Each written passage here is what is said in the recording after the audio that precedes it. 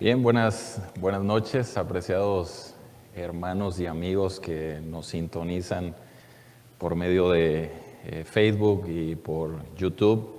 Damos gracias a Dios, hermanos, que ya, gracias a Dios, en el estado y también aquí en el condado se ha autorizado la reapertura de los templos para nuestros servicios. El sábado pasado fue nuestro primer servicio que tuvimos, ahora sí ya abierto a los miembros de la iglesia, a nuestros amigos también. Y este sábado vamos a continuar. Quiero solo reenfatizar lo que dijo nuestro hermano Eddie. Solamente tenemos capacidad para este sábado de 60 personas. Es el 25% de nuestra capacidad.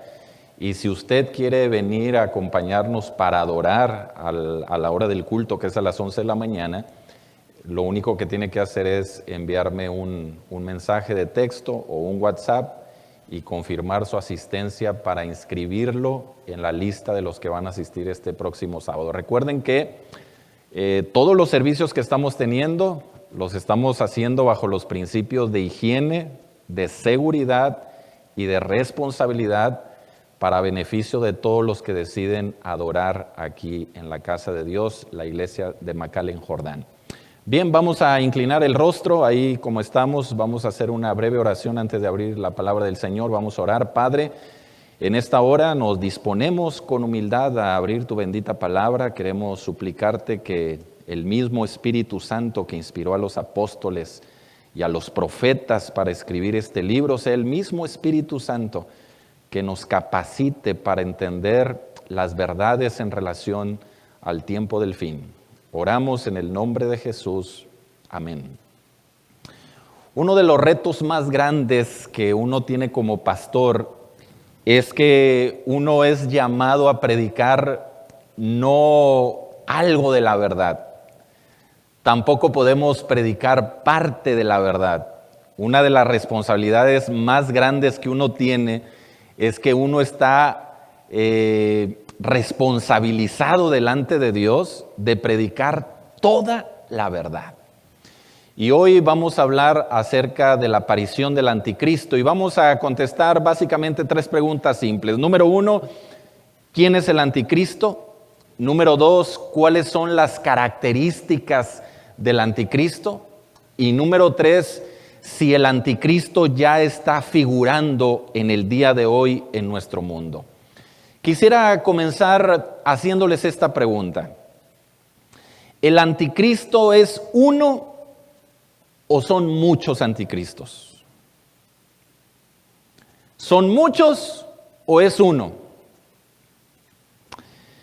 Miren, cuando nosotros hablamos con algún miembro de la iglesia popular y nosotros que hemos estudiado un poquito más la Biblia, tratamos de revelarle quién es el anticristo según lo menciona la Escritura, hay una cita, hay un texto que es usado para refutar toda la teología que la iglesia ha predicado en relación al anticristo.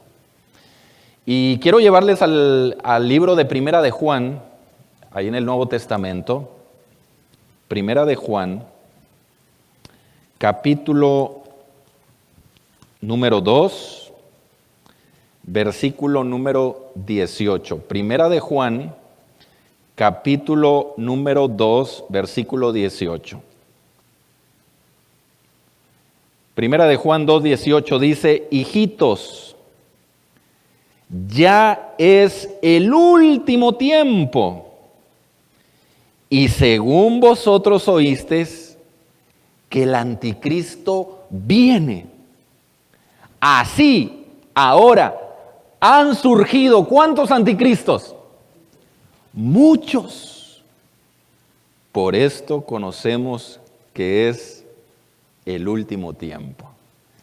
Así que note que este versículo es muy interesante porque nosotros hemos adoptado una teología a lo largo de la historia para identificar al anticristo. Pero nuestros hermanos, miembros de la iglesia popular, nos citan este versículo. Ellos con justa razón dicen: oye, Ustedes enfatizan que el anticristo es uno, pero aquí la Biblia dice que son muchos. Así que no entiendo por qué ustedes tratan de sobredimensionar el anticristo en una sola persona. Y yo creo que en parte tiene razón, pero aquí este versículo no tiene como propósito revelar la cantidad de anticristos que ha habido en la historia. Lea por favor otra vez el verso 18. Dice, hijitos, ya es el último tiempo. Y según vosotros oísteis que el anticristo viene. Es decir, Juan está anunciando algo que los lectores ya saben. Es la venida de un anticristo. Sigue diciendo, así ahora han surgido muchos anticristos. Por esto conocemos que es el último tiempo. Me llama la atención que en el versículo 18 aparecen 2 veces la expresión último tiempo y está relacionado con el singular anticristo. O sea, en otras palabras, lo que está diciendo Juan es, señores, sí ha habido algunos anticristos a lo largo de la historia. Pero Juan está diciendo, quiero que presten atención, porque hay un anticristo escatológico, es decir, un anticristo que va a figurar en el tiempo del fin.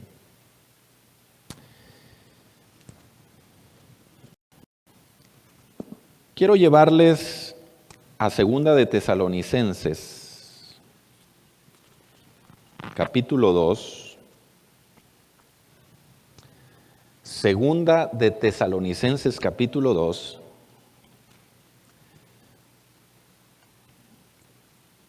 Y antes de leer el verso 3, solo déjeme mencionarle algo en relación a la palabra anticristo. La palabra anticristo está compuesta de 2 vocablos en el griego, anti y Christos. La palabra anti quiere decir el que está en contra de Cristo. Pero también puede significar el que está en lugar de Cristo. Es decir, el anticristo puede tener 3 aplicaciones.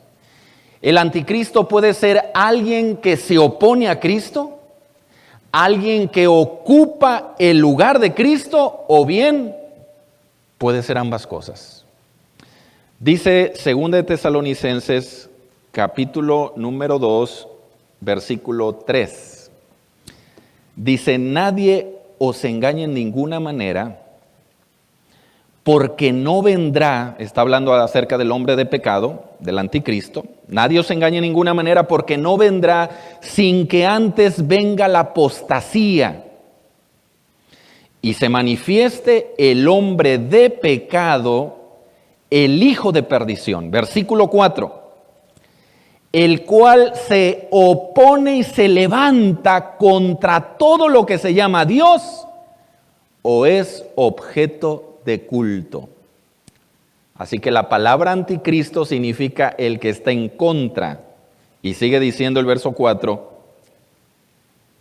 tanto que se sienta en el templo de Dios como Dios, haciéndose pasar por Dios. Así que la primera característica del anticristo es que dice que se sienta en el templo de Dios, como Dios. Ahora, cuando Pablo dice que el anticristo se sienta en el templo de Dios, yo le pregunto, ¿cuál templo? ¿Cuál es el templo de Dios? Pues el templo de Dios es el templo celestial, es el santuario celestial. Cuando la Biblia dice que el anticristo se siente en el templo de Dios, lo que está diciendo es que está opacando la obra que Cristo hace de intercesión en el templo divino, en el santuario celestial. Hemos entendido por tradición que nuestros pecados deben de ser confesados ante un sacerdote. ¿Y qué dice la Biblia? Primera de Juan 1:9, no necesita buscarlo. Primera de Juan 1:9 dice, hablando de Cristo, si confesamos nuestros pecados, Él es fiel y justo para limpiarnos de toda maldad.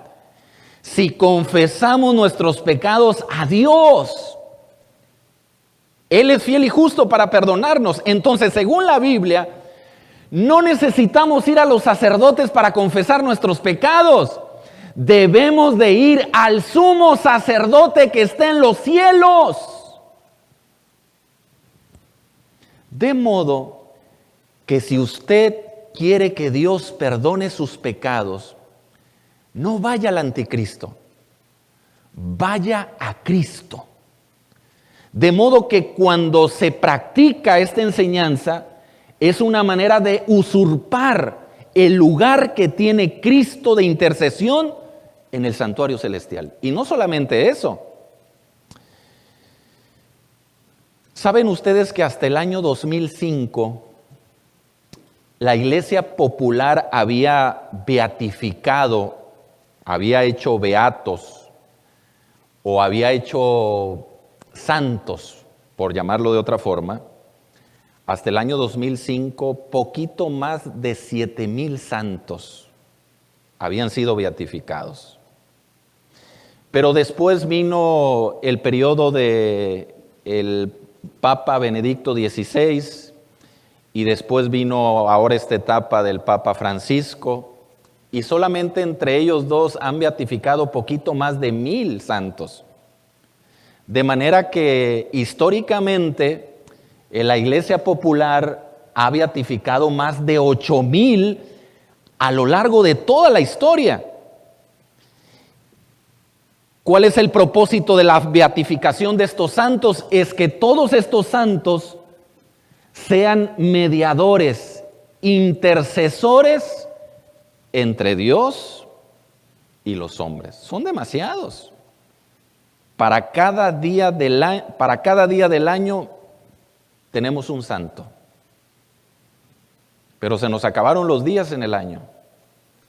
Y el Señor dice, establece en su palabra en 1 de Timoteo capítulo 2, versículo 5, dice así Pablo, porque hay un Dios y un solo mediador entre Dios y los hombres, Jesucristo, hombre.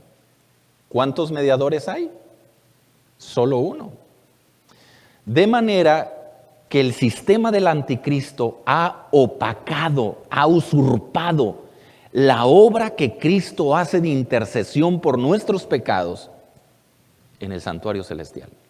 Ahora, quiero resaltar otro punto que dice el versículo 4. Quiero que regresen a 2 de Tesalonicenses capítulo 2, verso 4.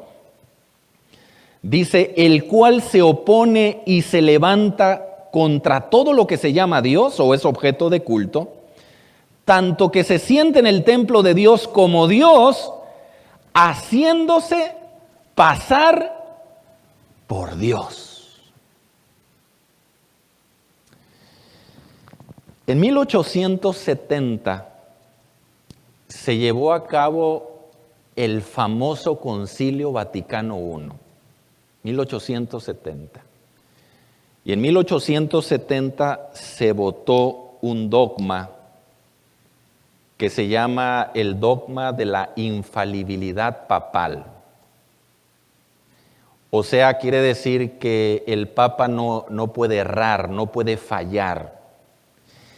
Y este dogma establece que cuando el sumo pontífice habla ex cátedra, se usa esa palabra técnica en el lenguaje latín, cuando el sumo pontífice habla ex cátedra, es decir, cuando él habla desde su autoridad, desde la posición que él tiene, todo lo que él dice es la voz de Dios. No es que sea un medio utilizado por Dios, no. Es literalmente la voz de Dios. ¿No es eso lo que hace el papel del anticristo? Es tomar el lugar que le corresponde a Dios. Le voy a leer lo que dice una encíclica del Papa León XIII. Dice esta encíclica de 1894, dice: nosotros los papas ocupamos en esta tierra el lugar del omnipotente Dios. ¿Quiénes ocupan el lugar del Dios Todopoderoso? Mire lo que un día se atrevió a decir el Papa Inocencio III. El Papa no es solo el vicario de Cristo, sino del mismo Dios. No solo se le ha confiado el dominio de la Iglesia, sino el gobierno de todo el mundo.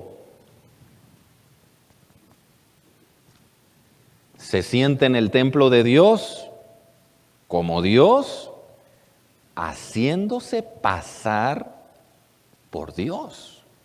Hay un título que usan los jerarcas de la Iglesia, es el título Santo Padre. Y ese título Santo Padre es un intento de deificar al hombre.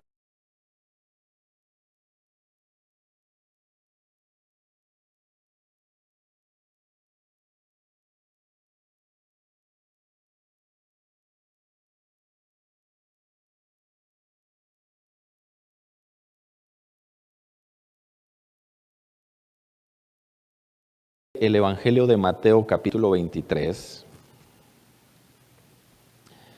versículo número 9. Mateo 23, verso 9 dice: no llaméis Padre vuestro a nadie en la tierra, porque uno es vuestro Padre, el que está en los cielos. ¿Qué quiere decir la Biblia cuando dice Jesús, no llaméis Padre vuestro a nadie en la tierra? Porque uno es vuestro Padre, el que está en los cielos. ¿Sabe lo que está diciendo la Biblia? Es que no le llames a nadie Padre espiritual aquí en la tierra, porque hay un Padre espiritual que está en los cielos y es Jesucristo. Eso es lo que quiere decir la Biblia. Ahora, quiero llevarles a Juan, el Evangelio de Juan capítulo 10, San Juan capítulo 10, versículo número 33. Juan 10 y verso 33.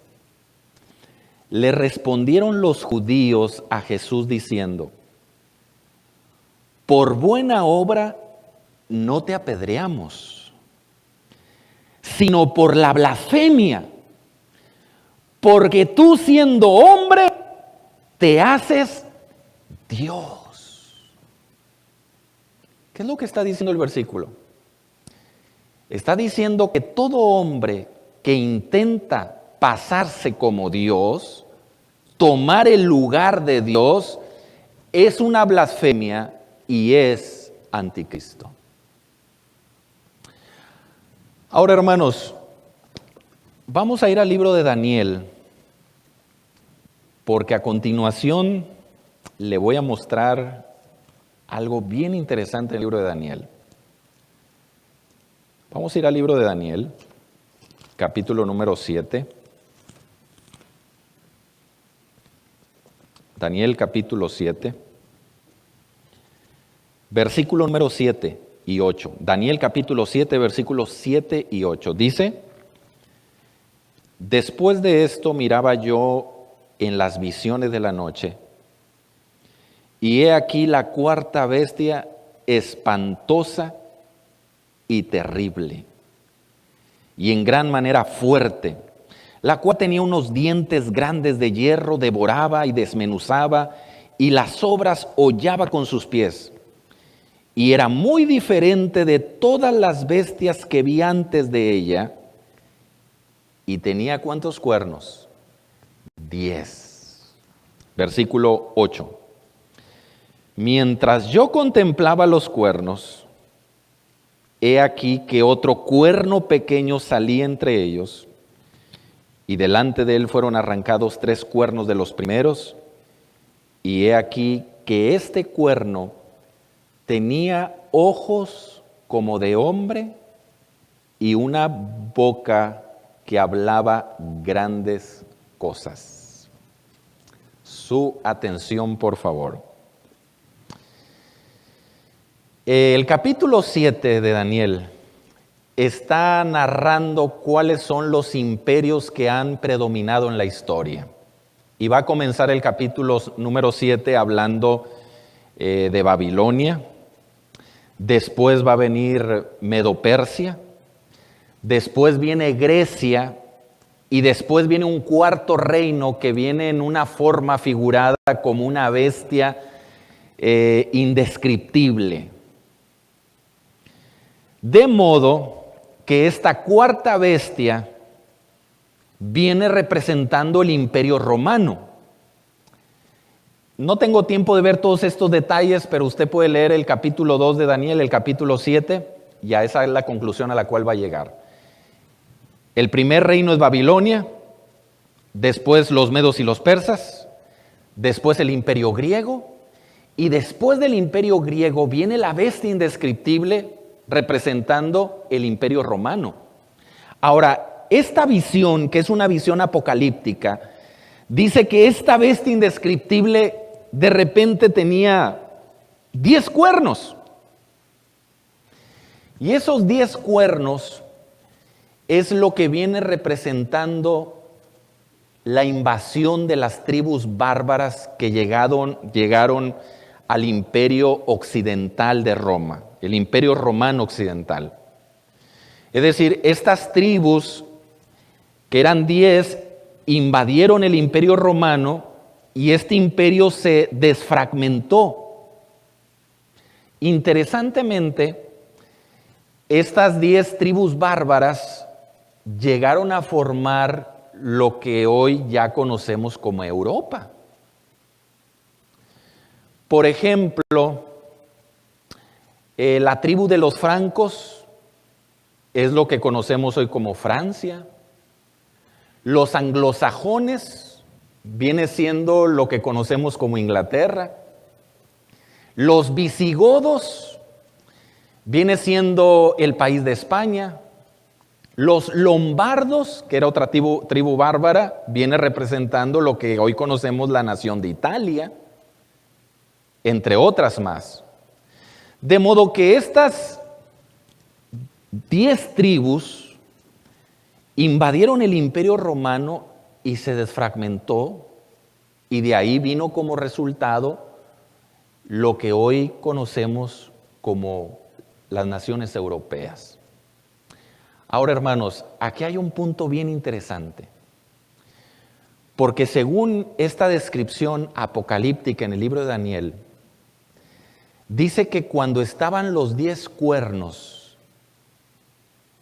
irrumpe un cuerno en el escenario, llamado un cuerno pequeño.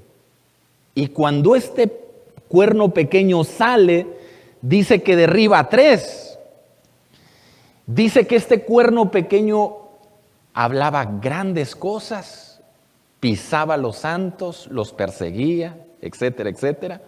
De modo que a lo que quiero llevarles es que si la bestia, la cuarta bestia de Daniel 7, representa el imperio romano y el cuerno pequeño sale de la cabeza de esta bestia, quiere decir que el anticristo tiene que ser romano.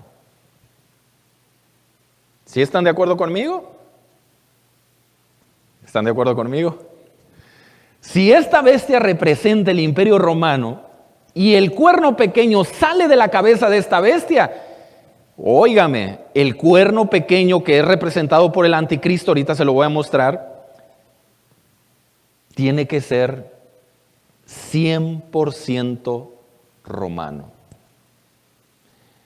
Hay un sistema religioso hoy en día que se llama Iglesia Católica, Apostólica, ¿y qué cosa? Y Romana. ¿Cuál es su localidad? En Roma. ¿Cuál es su idioma? El latín, que hablaban los del Imperio Romano. ¿Qué números usan? Los números romanos. ¿Cuál es su arquitectura? Romana. ¿De dónde adoptaron su religión? Del Imperio Romano. ¿A quiénes adoraban los habitantes del Imperio Romano? Eran paganos, adoraban al dios Sol. Pero ahora cuando viene la figura de este anticristo, toma el mismo concepto y hace que sus adoradores adoren a su Dios en el día del sol. De manera, hermanos, que la Biblia nos da una característica muy importante, que el anticristo tiene sus raíces 100% romanas. Ahora bien, quiero llevarles al versículo número 8, la última parte, Daniel 7, verso 8. Solamente la última parte del versículo 8 dice que este cuerno pequeño tenía una boquita. ¿Qué hacía con esa boquita? Hablaba grandes cosas. Cuando la Biblia dice que este anticristo proveniente del Imperio Romano hablaba grandes cosas, ¿a qué se refiere? ¿Qué cosa hablaba? Mire lo que dice el versículo número 25. Dice el verso 25, y hablará palabras contra el Altísimo. Y saben ustedes que Apocalipsis 13:6 dice que el anticristo va a hablar blasfemias. ¿Qué quiere decir la Biblia cuando dice que el anticristo habla blasfemias? Vamos a ir al libro de Marcos. Póngale un dedito o un separador ahí a Daniel 7. Marcos capítulo 2.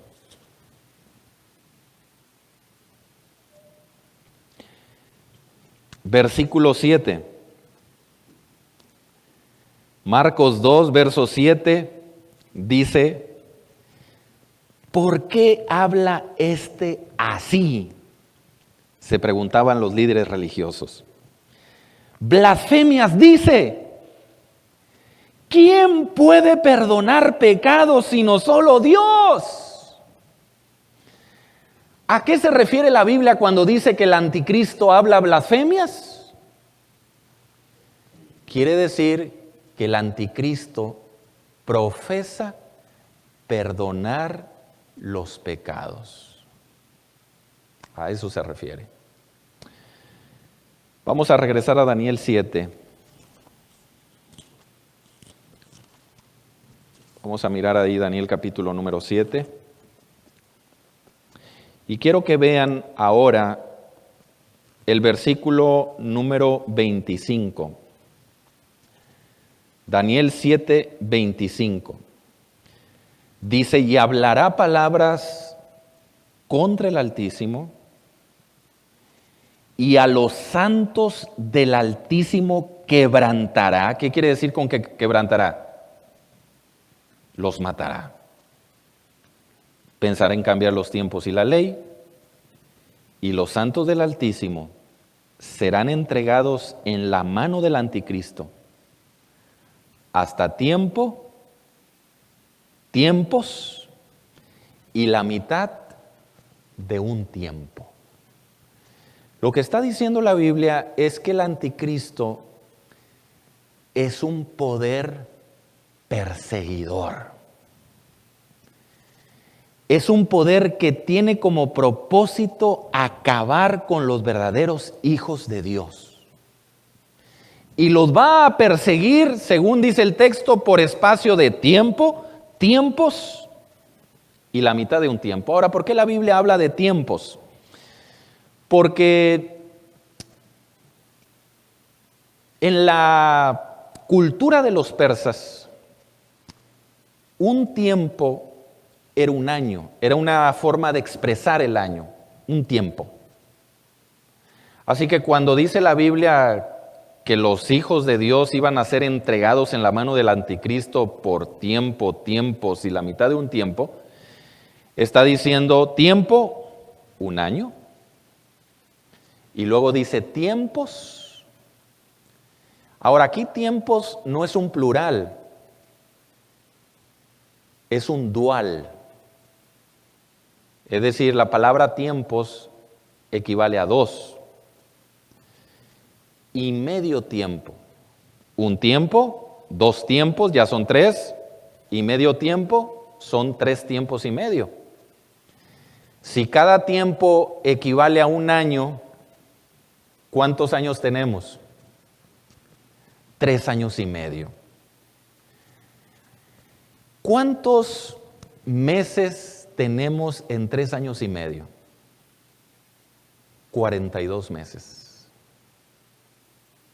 Y si multiplicamos 42 meses por 30, que son 30 días equivalentes al mes, le va a dar la cantidad de 1260 días. Pero en la profecía, un día equivale a un año, proféticamente. De modo, hermanos, que está diciendo la Biblia que el anticristo iba a ser un poder perseguidor, donde iba a estar acabando con la vida de los hijos de Dios por un periodo de 1260 años.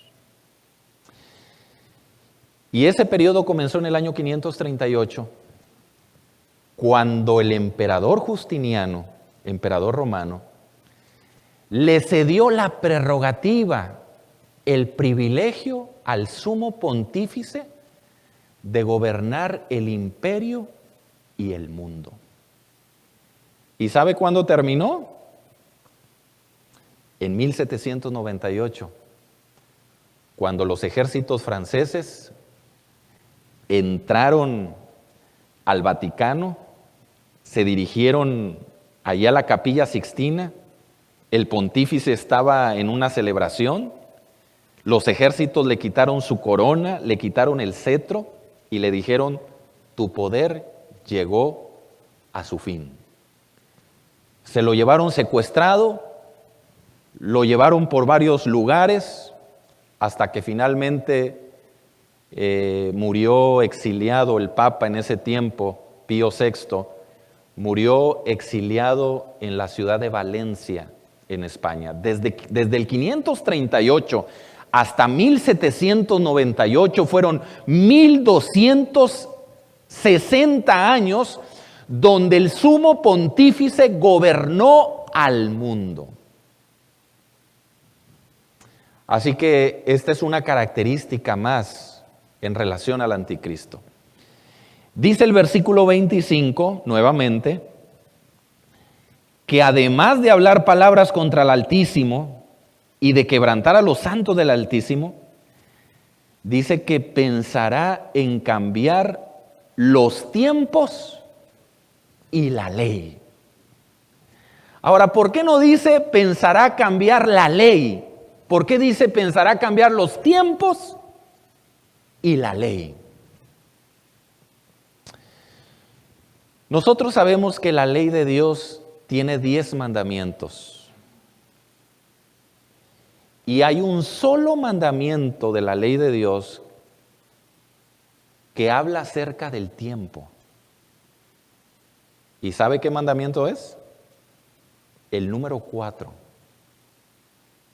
Es el único mandamiento que habla acerca del tiempo, que nos invita a separar el día sábado para la adoración a Dios. Si usted abre cualquier edición del Catecismo Católico, el Catecismo Católico le va a mostrar los 10 mandamientos. Usted puede leer esos 10 mandamientos en la Biblia, en Deuteronomio capítulo 5 y en Éxodo capítulo 20, y luego lee los 10 mandamientos que están en el Catecismo, y se va a encontrar con una sorpresa. Que el cuarto mandamiento de la ley de Dios, que habla acerca del tiempo, está sustraído. Y en su lugar dice santificar las fiestas. ¿Cuáles fiestas? Pues la Pascua, la Navidad, el Domingo de Ramos, el miércoles de ceniza, el Día de los Muertos. A eso se refiere santificar las fiestas según el Catecismo Católico. Por lo tanto, hermanos, la Biblia nos está mostrando que el anticristo va a profesar cambiar la ley de Dios, específicamente el mandamiento que tiene que ver con el tiempo. Ahora les voy a leer una cita que es un artículo papal en la biblioteca que se llama Lucius Ferraris, que es el tomo 2, es una biblioteca católica. Dice lo siguiente: el Papa puede modificar la ley de Dios, puesto que su poder no es de hombre, sino de Dios. Y Él actúa en el lugar de Dios sobre la tierra con la plenitud de poder. ¿Puede la autoridad eclesiástica cambiar los mandamientos de Dios? Pues según la Biblia no. Pero como alguien un día le preguntó a un sacerdote, ¿cómo se atreven ustedes a cambiar lo que está escrito en la palabra de Dios? ¿Con qué autoridad lo hicieron? A lo cual el sacerdote respondió y dijo: si no tuviéramos autoridad, nunca lo hubiéramos hecho. Ahora, hermanos, pregunto, ¿será que el anticristo, este sistema, ya está en acción y en operación en estos tiempos? ¿Qué dice la Biblia? Vamos a ir a Primera de Juan, capítulo número 4. Vamos a ver si el anticristo ya está presente en este mundo. Primera de Juan, capítulo 4. Primera de Juan, capítulo 4, versículo número 3. Primera de Juan 4:3, escúchelo. Todo espíritu que no confiesa que Jesucristo ha venido en carne, no es de Dios. Y este es el espíritu del anticristo, el cual vosotros habéis oído que viene, y ahora ya está en este mundo. Así que, ¿está operando el anticristo hoy delante de nosotros, sí o no? Ahora, yo sé que alguien se pregunta y dice: a ver, pastor, pero cuando Juan escribió esta carta, pues le escribió allá hacia el año 75 después de Cristo, o sea, la escribió en el primer siglo. Todavía Juan no le era conocido la figura del sumo pontífice como la tenemos ahora. Hermanos, muy interesante. Juan, cuando escribe esta carta, está viviendo en un periodo de tiempo donde el que está reinando, gobernando y teniendo el control de ese mundo de aquel entonces era el Imperio Romano, ¿o no? Era el Imperio Romano. ¿Cómo se le llama o cómo se le llamaba al emperador romano? ¿Cuál era el título que tenía el emperador romano? Pontifex Maximus. O sea, máximo pontífice. Es decir, máximo sacerdote. Ese era el título del emperador pagano del Imperio Romano. ¿Y cuál es el título que tiene hoy el líder de la organización que hemos estudiado el día de hoy? Sumo Pontifex. Es decir, sumo, el más grande, el más alto sacerdote. En otras palabras, hermanos, en otras palabras, el sumo pontífice que tenemos hoy en realidad es la continuidad de la ideología que existía en el Imperio Romano. Por eso Juan dice que el anticristo ya está, porque este anticristo que conocemos ahora es solamente una extensión del anticristo que estaba en la época de Juan, que era el Imperio Romano. Queridos hermanos, ¿cuál es el propósito de que estudiemos el tema de esta noche? El propósito es, como dijo Jesús, para que cuando estas cosas acontecieren, vosotros creáis. ¿No les parece que cuando estudiamos la profecía, cuando nos detenemos a mirar los eventos en el tiempo del fin, cómo muchas profecías se han cumplido delante de nuestros ojos, ¿verdad que eso nos anima, nos alienta, fortalece la fe de que el que está escribiendo o el que escribió este libro no fue un ser humano, sino fue una mente divina dirigiendo los eventos de toda esta historia? Al principio, a veces, como le dije al principio, uno está siempre obligado a predicar toda la verdad. Y debo decir con toda sinceridad que si hay alguien que nos está viendo que se sintió identificado como parte de este sistema que conocemos como el anticristo que está operando hoy en nosotros, déjeme decirle que la Biblia no está condenando a las personas. La Biblia está condenando el sistema, las enseñanzas de este sistema, la ideología del sistema, no los individuos. Es decir, no estamos aquí juzgando y criticando a los individuos.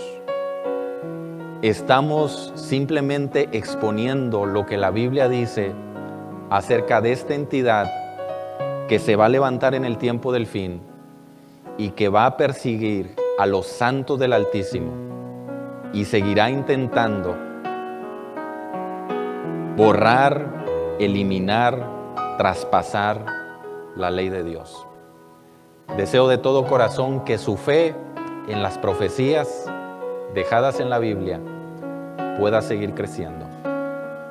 Vamos a orar. Padre nuestro, te damos la honra y la gloria, Señor, por tu palabra, porque tu palabra es santa, es bendita y es poderosa.